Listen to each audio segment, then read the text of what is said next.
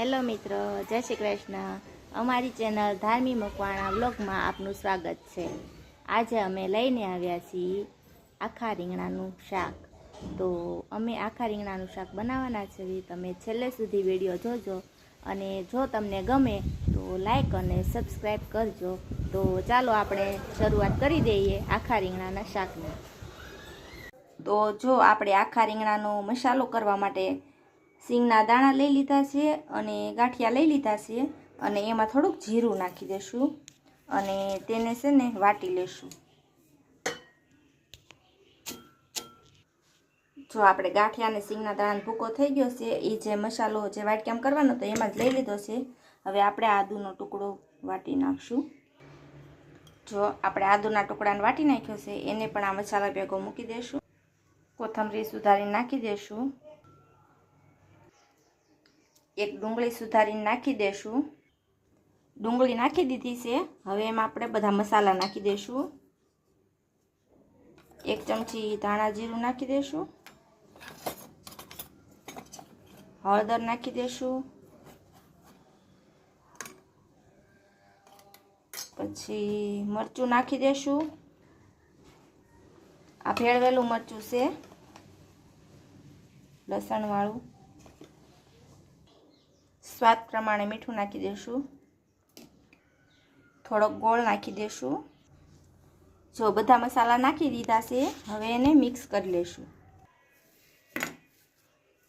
જો આ રીતે બધો મસાલો મિક્સ કરી લેવાનો। જો આપણો મિક્સ થઈ ગયો છે, હવે આપણે રીંગણા સુધારી લઈશું। જો આપણે બધા રીંગણા આવી રીતે કટ કરી લીધા છે, આવી રીતના 4 ભાગ કરી લીધા છે। હવે આને મસાલો ભરી દેશું। જો આ રીતે બધા રીંગણા ભરી લેશું અને કુકરમાં મેકતા જશું। જો આપણે બધા રીંગણા ભરી લીધા છે અને ગેસ ચાલુ પણ કરી દીધો છે, તો હવે આપણે એમાં નાખી દઈશું તેલ।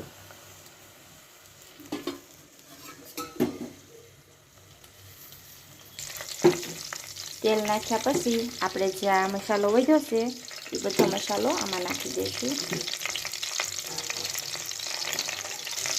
જો મસાલો નાખી દીધો છે, હવે આપણે નાખી દઈશું પાણી। જો હવે આપણે એને ઉકળવા દેવાનું છે પાણીને।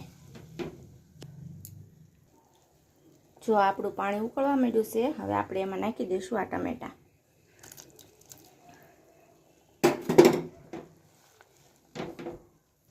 ટમેટા નાખી દીધા છે, હવે આપણે ઢાંકણું દઈ દઈશું।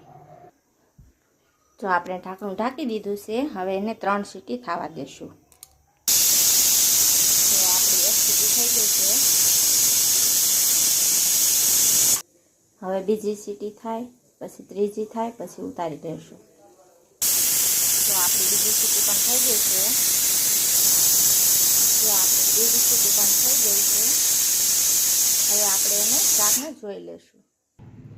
જો આપણા આખા રીંગણાનું શાક છે કમ્પ્લીટ। જો તમને વિડીયો અમારો પસંદ આવ્યો હોય તો લાઈક અને સબસ્ક્રાઈબ કરજો। જય માતાજી, જય શ્રી કૃષ્ણ।